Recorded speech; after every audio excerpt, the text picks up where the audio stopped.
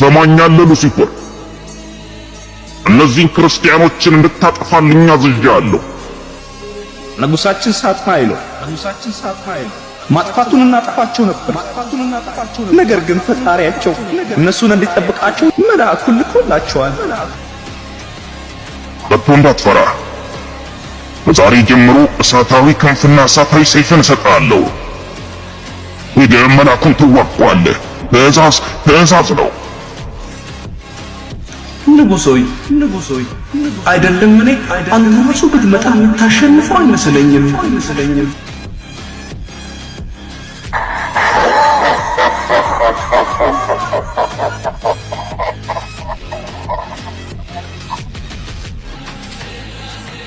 ለመሆኑ